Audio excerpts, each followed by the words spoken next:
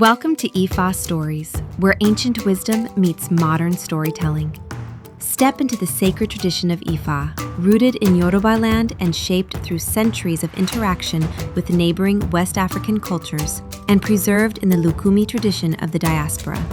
Here we engage the Ifa divination corpus, the sacred Odu through which Òrúnmìlà reveals insight into destiny and moral order, reflected in the lives of Òrìṣà, Irúnmọlẹ̀, Awos, communities, and all who seek guidance.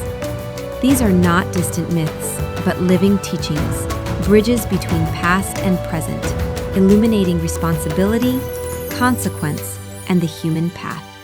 Honor the wisdom. Reflect on destiny. Journey with us into the heart of Ifa. Subscribe and let the stories speak.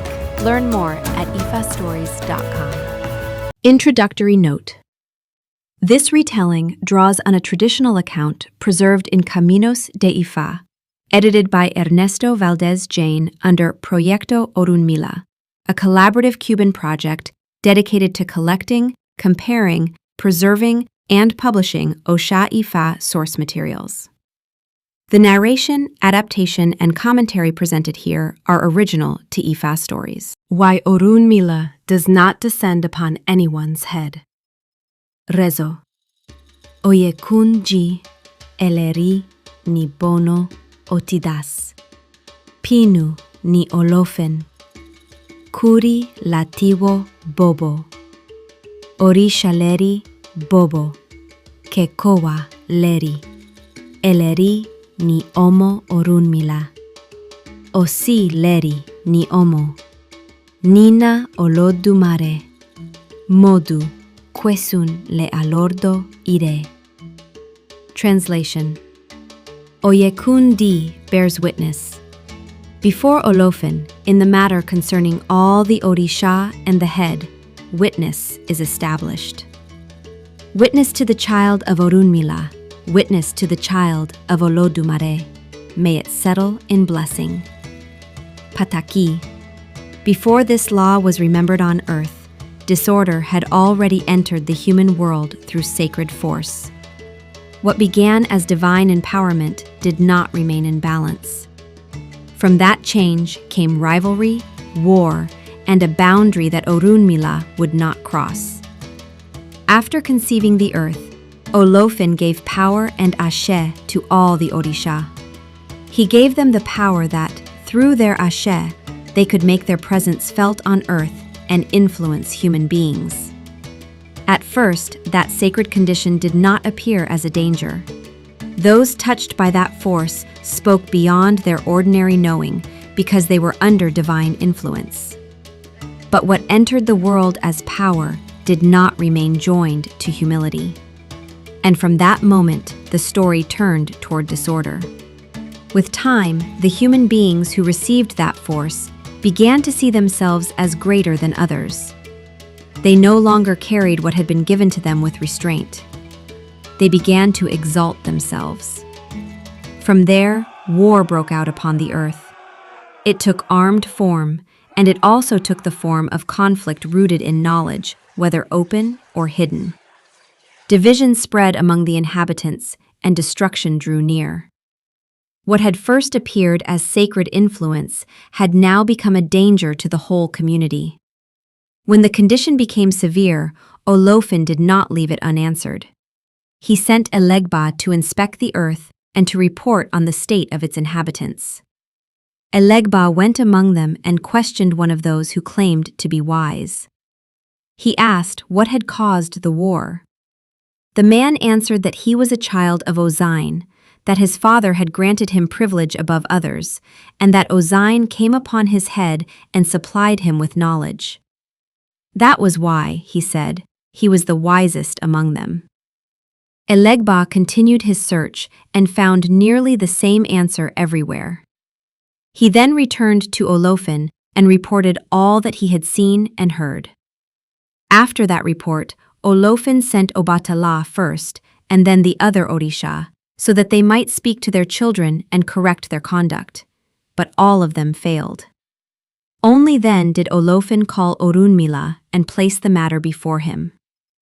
Before the matter reached Òrúnmìlà, a warning had already been spoken. Elegba rebuked the proud man and declared that Olófin would not accept such conduct, nor would the Òrìṣà accept it, because that war could not be allowed to stand.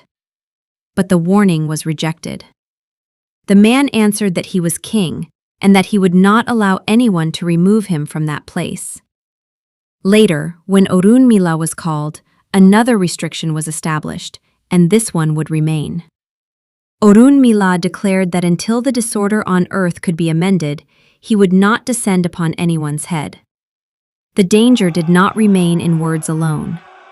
War continued among the inhabitants of the earth. Pride had already taken root in those who believed sacred force made them greater than others. Ọbàtálá was sent, and he failed. The other Òrìṣà were sent, and they also failed. What followed was not accidental. The disorder had become deeper than warning alone, and deeper than ordinary correction. The more the condition remained unhealed, the clearer it became that the earth stood in need of another kind of answer. When no other Òrìṣà remained to be sent, Olófin remembered Òrúnmìlà and called him. Olófin told him that all the others had already gone to the earth, yet the inhabitants remained trapped in a war that could bring about their destruction. Those under the astral force of an Òrìṣà had come to regard themselves as exalted above others, and the conflict had not been corrected. Then Òrúnmìlà answered. He said that he would set himself to correcting that war and to restoring human beings. But until that disorder could be amended, he would not descend upon anyone's head. It was there that the story reached its irreversible turning point. The restoring force in this story does not appear first as spectacle. It appears as order, sequence, and authority. Olófin governs the matter from above. Elegba exposes the truth of the human condition. Ọbàtálá and the other Òrìṣà attempt correction and fail. Then Òrúnmìlà enters, not to join the confusion, but to define the limit that will stand over it.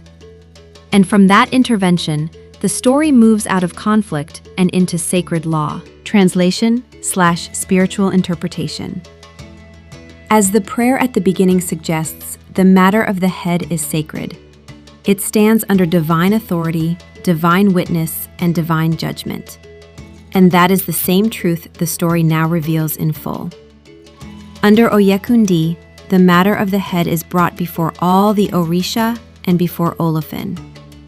This line points to divine judgment, divine order, and the sacred seriousness of what happens through the head.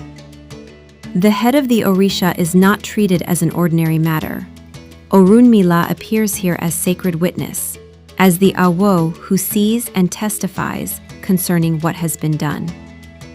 That witness stands under Olódùmarè, and the movement of the prayer turns toward Ire, toward blessing, restoration, and the return to proper alignment after disorder. And Elegba is invoked at the close as the confirming force at the threshold, the one who carries consequence, opens the way, and seals what has been spoken. It invokes divine authority over the head, establishes sacred witness through Òrúnmìlà, and reflects the restoration of order after spiritual disorder.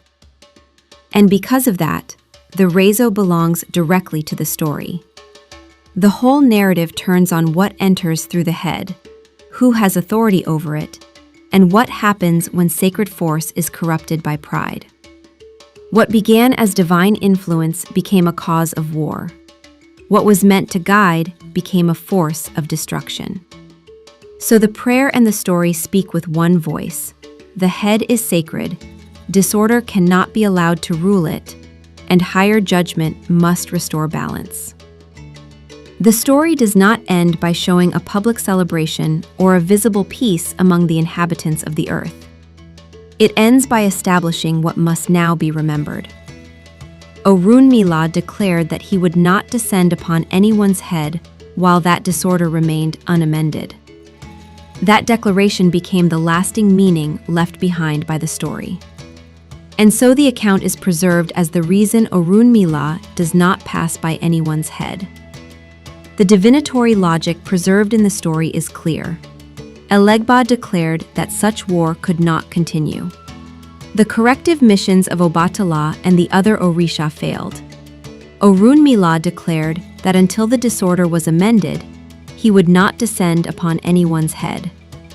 The story preserves that declaration as the doctrinal reason remembered by later practitioners. This story teaches that sacred power, when separated from humility, becomes dangerous in human hands. It teaches that warning may be spoken and still be rejected. And it teaches that Òrúnmìlà answers disorder not by entering every form of dissent, but by establishing the boundary that protects sacred order.